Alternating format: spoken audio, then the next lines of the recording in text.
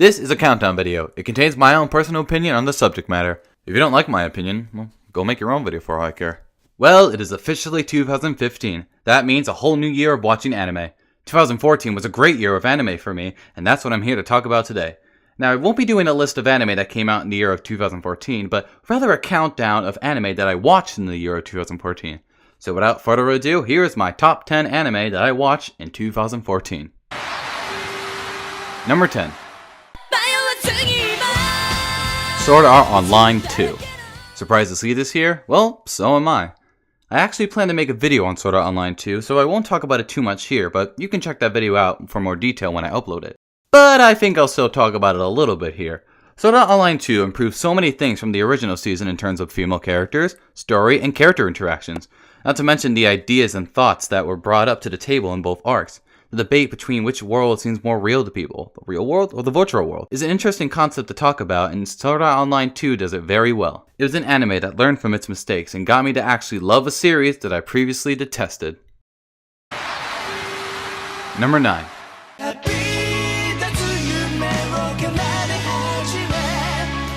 Daily Lives of High School Boys.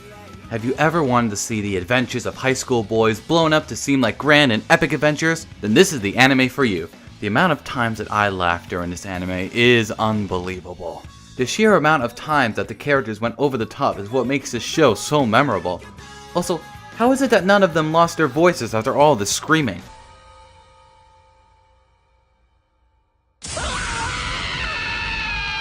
I love anime dubs, but this is the one anime that I say must never ever be dubbed. There is just something about Japanese screams and over-the-topness that American voice actors just can't replicate.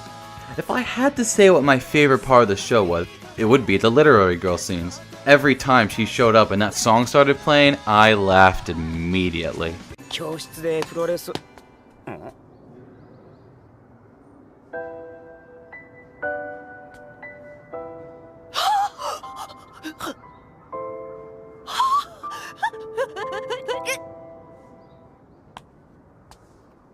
Yes, son. Daily Lives of High School Boys brings the right amount of laughs to keep you satisfied while you watch it.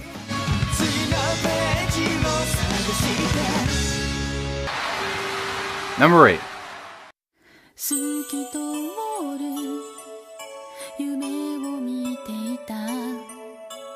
Clannad and Clannad After Story. Hey anime fans, ever wanted to watch a show that will make you cry so many times that you suddenly lose the ability to cry? No? Well, Clannad does just that. I came into Clannad expecting a cry fest, but I had no idea that it would be this intense in sadness. That's not to say it doesn't have its happy moments, which it definitely does. The likability of each of the characters is what makes all the happy and sad moments work so well next to each other. It's just a story of a teenager growing to adulthood and all the tragic events that he faces and must overcome.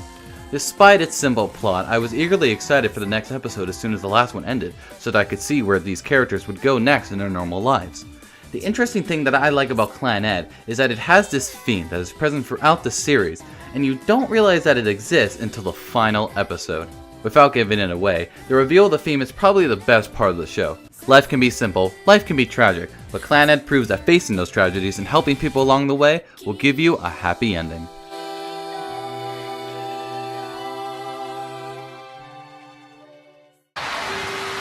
Number 7.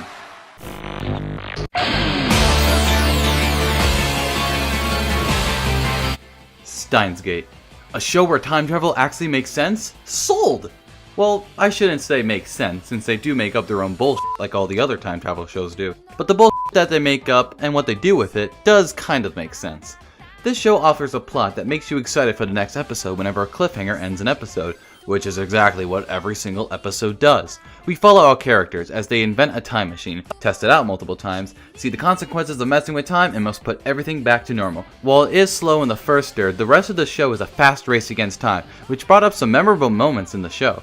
Now, while the characters may just incorporate the stereotypical anime character tropes, the interaction between the characters is my favorite part of the show, especially between Okabe and Kurisu. I am math scientist. It's so cool. Son of a bitch. In the end, if there is one thing that Steins Gate has taught me, it's to never ever f***ing mess with time.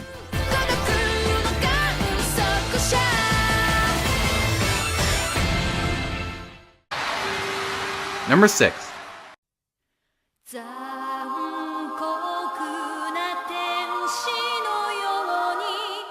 Neon Genesis Evangelion.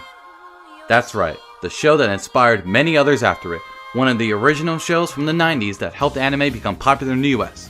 If there is one thing that this show is best at, it's the classic Monster of the Week style. The designs for all the angels and the fights are always the best part of each episode. That doesn't mean that the show doesn't make room for some character moments. This show makes sure that each character gets their respectable time in character growth. That is, until the budget blew up and all of that was lost in the final 2 episodes. But I digress. I really like shows that sort of study the emotional psychological mind of its characters. I like the slow analysis of characters, and trust me when I say that this show has a lot of it. Maybe too much of it at times. Way too much of it at times. For example, sunny days make you feel good. Rainy days make you feel gloomy. If you are told this is so, then that is what you believe is so. But you can have fun on a rainy day as well. What the hell are you talking about? Whether you like the franchise or not, you can't deny the influence that this show had brought on many anime that came after it.